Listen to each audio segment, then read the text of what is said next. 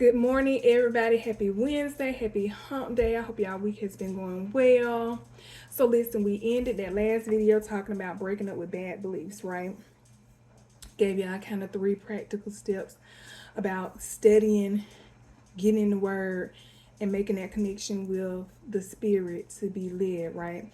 So, I kind of wanted to just talk about just some practical things that we can do in that process because when we have put on these bad belief systems, when we take them on and they've gotten ingrained in us, going through those steps are necessary, but we have to be open to change our perspective, right?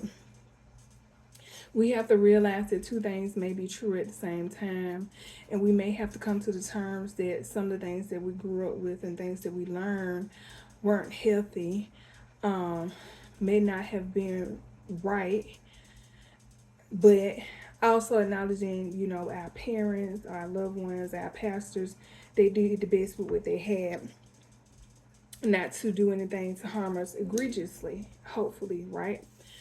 Um, but I think sometimes, being able to change our perspective is the biggest barrier we have to come over.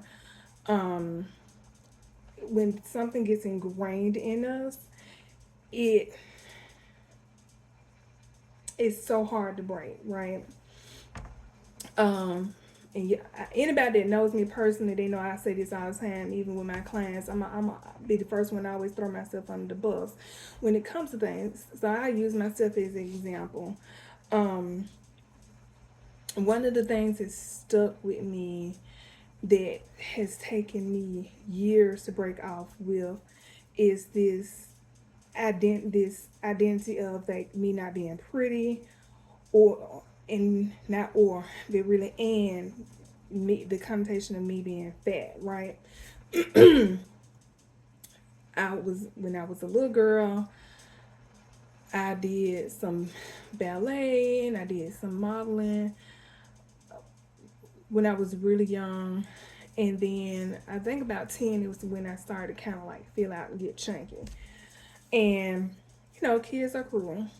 They go for everything they had. So I was one of the bigger kids in school. I was one of the taller kids in school too. That's one thing about it. Even when I was healthy, I carried my weight well. But that stuck with me because I'm hearing this dialogue from other kids, like, they make jokes and you fat. I can obviously tell I'm bigger than the other little girls. Y'all, I couldn't even wear little girl clothes. I hated floral patterns because my grandma used to have to take me over to Sears and get me the grown women clothes, and sometimes even having to cut up under the arms to make room in the sleeves. And sometimes I had to go and get clothes made. So it was evident that I was not the same size as any other child. So um, I struggled with dealing with that. And then my dad is watching this. Dad, I love you. So when I say this, we learn. But when I was about 12 years old, my dad had made me some cookies for my birthday because that's what I asked for. And he had made me like a big pan of cookies. And he made the statement, like, I really shouldn't be making these for you because you already fat. Now, hear me when I say this.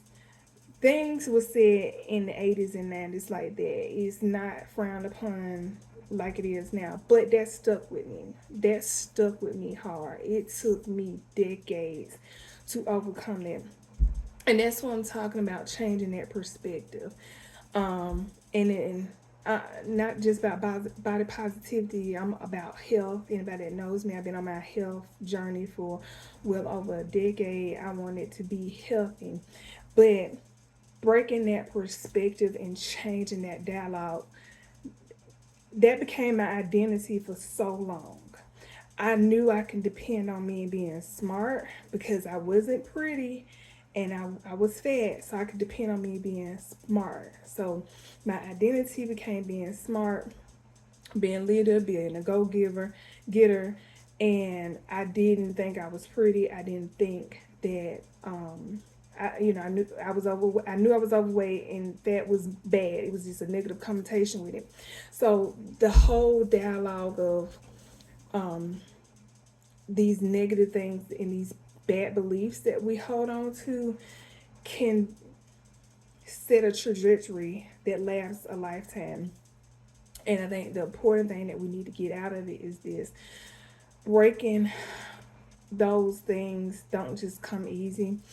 It takes having a different mind shift, taking on a different perspective, and it's difficult.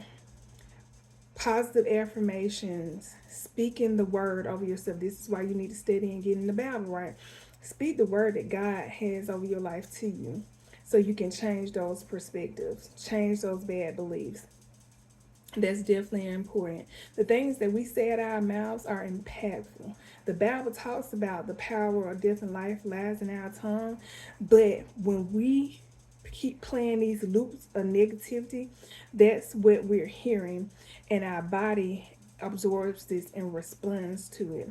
So it's super important not just to read and research, make the connection, get in the Bible, but be mindful of what you're saying to yourself, what you're saying about yourself, and what you're allowing other people to say to you. Because that will shape you, it will shape everything about you. So nowadays, can't nobody tell me nothing. Because one thing I know about it is I'm cute. So a man come tell me, oh, you beautiful. I know. Tell me something else. You smart. I know. Tell me something else. Give me something of substance. You can't rock me with a compliment. And that's unfortunate for some people. But I'm confident in who I am because I know who I am in Christ and who He has made me to be. So go out today, speak the positive things to yourself, and find out who God has made you to be. Y'all have a blessed day, and I'll see you on. Oh, this is Wednesday. I'll see y'all on Friday.